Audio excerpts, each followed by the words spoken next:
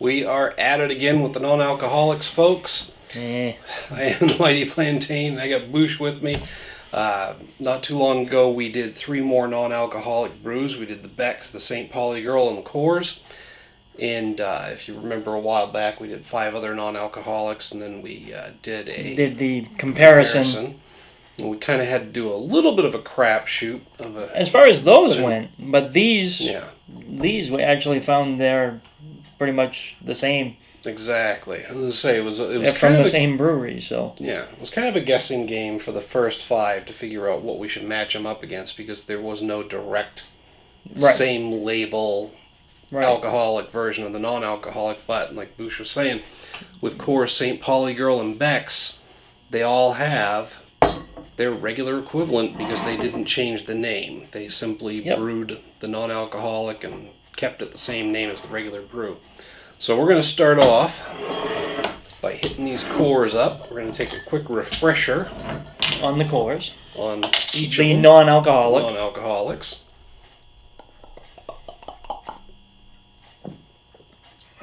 Yep. Same as before. Same as before. That sweetness. A little hint of it. It really does still taste like a beer. Yeah, it's just a very weak beer flavor. Yes, but it's still. I think really with the beer flavor, Coors is that like that anyway. So. Yeah. Well, we're gonna get a reminder here. Yep. Just do a quick cleanse with water. Although I think, didn't we kill a 30-pack of Coors Light at one point? Then, or was that the Miller Lite? It was both. In between 3 of us, we killed the... Well, we killed 2 30-packs. In one night. That was a nice... And that was of Miller, and that was the Miller Lite and the Coors Light. Exactly. It was a nice long night around a nice hot campfire. Yep. So... here we go with the regular Coors Light, and we did go with the light because this was such a weak beer flavor. Yeah. But you know something? I couldn't actually find the bottles for the banquet. For the banquet beer. Well, they had the small stubby ones, but I had to get a 12-pack of those. Yeah, we're not buying a 12-pack for this. No.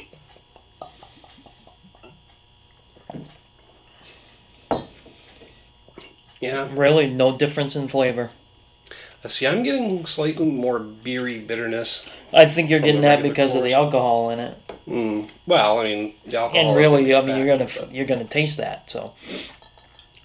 But there's definitely some grainy flavor. Yeah, there is. To that. Yeah, but it is. I won't say the mouthfeel is a little heavier, a little bit, but not. Tad bit. Yeah. But they are both pretty weak beer flavored beers. I mean, honestly, given the closeness of the flavor between the 2 of them, I'd still definitely go for the alcoholic one. Oh yeah, always. No question. I think there were a couple out of the last set of 5 where we had a couple that were almost preferable, and one that actually was preferable over our alcoholic equivalent. But in this particular case, yeah, stick with the alcoholic version of the Coors Light. Yeah, it's not bad. Oh, excuse me. All right. They're still pretty close. Yeah, close enough that it's not a big deal. No, it ain't. Could sell a keg of this to teenagers and they'd never know any better. Probably. Business plan. Yeah, why not? All right, we're going to finish these up and we're going to move on to the St Pauli Girl. How else are they going to know what beer tastes like? Exactly. Well, they shouldn't, but this is Maine. No, they'll get somebody like us to go buy it for them. Exactly. Well, maybe. Maybe. All right, second up in this lineup, St Pauli Girl NA versus St Pauli Girl. Now, yeah, it's the same girl on both labels. Well, they did change her, actually. They made her a little bit more realistic, I guess I could say. Less cartoony. Yeah, maybe a bit. Yeah. But if you notice, though, they have different labels. Or are they still the blue? Yeah, green for the non-alcoholic and blue for the regular one. Well, because if you drink too much of the regular, you'll get the blues. But the other one is green because you're good to go. Mm-hmm. Yeah, that was lame. Uh-huh. I said it anyway. All right. Jesus. Quick refresher on the St Pauli Girl. Yeah, that was actually. Oh, yep. Still my favorite of the non-alcoholics. One of my favorites out of the non-alcoholics. Oh, yeah, I know. We had the Becks and the St Pauli Girl reverse positions on us last time. That's number 2. But yeah, it's got. But who knows? Who knows? It might change. Exactly. On the next one that I taste. And it could be on any given night. Your taste could be slightly different too. So it's all subjective. And that's true. Yeah. But we do have some people that do agree with us. Some people that don't. Exactly. And we know that. That's the nice thing when you're talking about tastes. Yeah. There is no wrong answer. Yep. All of them. One of our friends would say would say there is a wrong answer, but yeah, but he's a dick. Yeah. According to one of your comments, yeah.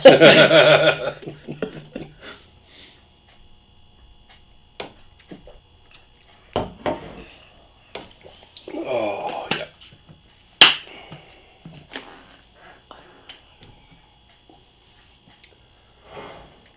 Oh, and by the way, this is real water. It's not. It's not vodka. Yeah, I only tried that trick on you once, and it worked. Well, that time. I checked now. Oh, that takes me back.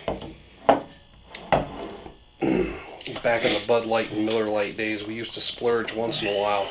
Yep. And get a 6 or 12 pack of St Pauli Girl. Of course, we go in halves on it, but. Yep. And that really is pretty much one of my favorites. Yeah, it's still a classic. I mean, it's once in a while I'll grab this. Mm-hmm. Go back to it. It's not any sort of outlandish. No, it's not. It's really a good. Just a nice, solid German lager. Yep. Now, as far as like comparing the two, the regular St. Pauli Girl is great. Absolutely. The non-alcoholic one is pretty damn good too. Yep. They are very close in flavor. Yes, they are very close in flavor. Just the in flavor. Just the regular St. Pauli it's a bit more bold. Yep. It's a bit more obviously beer in your face with the graininess, with that nice smooth. There's a little bit of a yeasty flavor to it. But it's just a good all-around beer. Yep. And the overall flavor is a little bit more bold than the St. Pauli Girl NA, but honestly, they are very, very similar. Very, very similar. Absolutely. So I can't fault the non-alcoholic for taste compared to its parent brew, I guess you could call it.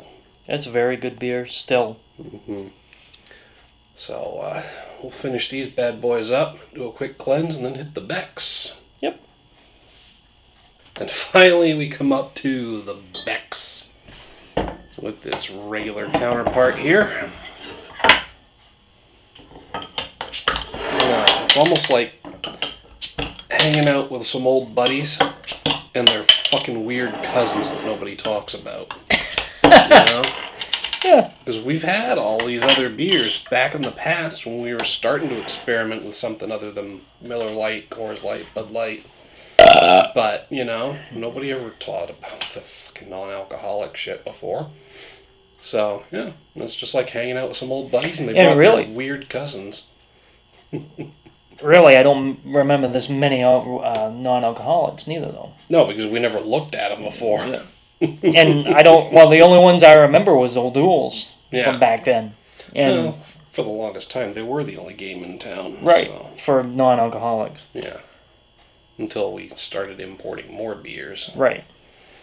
So. Alright, back to the Becks. Now, this was your favorite when the last time we had these, and you actually ranked it above the other 5 we had in the past before. Yep. And this is very good. Yep.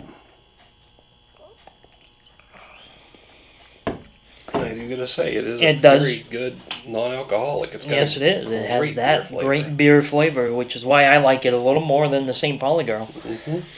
I'm getting just a little bit more sweetness off of this, and I was getting more bitterness off the St. Pauli, which I preferred. Yep. So I went with that one a little bit higher, but still, the Beck's would be a great choice. Yes, it would be.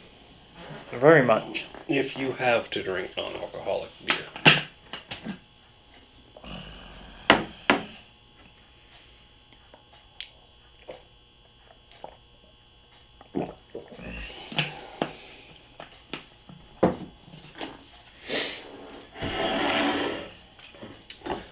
Here we are. See, that even smells more like beer, too. Mm-hmm. Yeah, and still very, very close. And they actually nailed it with this, actually, I think. Yeah. This is very close in flavor. The only way you would be able to tell it apart is by the alcohol content. Really, you're going to taste the alcohol no matter what. But as far as if you can set aside the alcohol, the flavor of the alcohol, you'll get the taste of what the beer is supposed to taste like. Yeah, they did a great job of matching this one. Yes, they did. They did very well. So it was a very good matchup.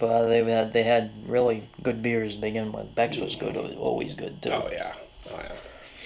So I think we had some more winners again in this group of 3 than we did with the first 5 non-alcoholics we did. Just in overall, I mean, throw the Coors Light out and the Coors non-alcoholic, we can discard those. Yeah. But between the Becks and the St. Pauli Girl, they were both very close. Yeah, each one of us rated them higher than the other 5 non-alcoholics. Yep. And also found them to be much closer in comparison to their alcoholic counterparts. So, as far as like tasting like a beer. Exactly. So if you have to drink the non-alcoholic, stick with the Becks and the St. Pauli Girl. You can't go wrong. Yep. But, again, all just our opinions. All of this is subjective, so... Mm-hmm. So, like to hit us up down in the comments, the email link down below. Let us know what you think. If you agree or disagree, still want to hear from you either way. We'll compare notes on the beers. While you're down there, don't forget to like and share the video. And make sure to subscribe so you get notifications whenever a new one's posted. Till next time, folks, thanks for tuning in. Prost. Keep drinking.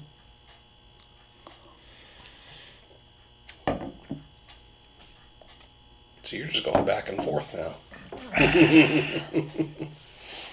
What do you mean? On the beers. What, between these two? Yeah. No? I thought I saw you sipping from each one. No. Oh well. No, I haven't touched the NA yet. Maybe I've had too much of the alcoholic beer. Yeah, maybe.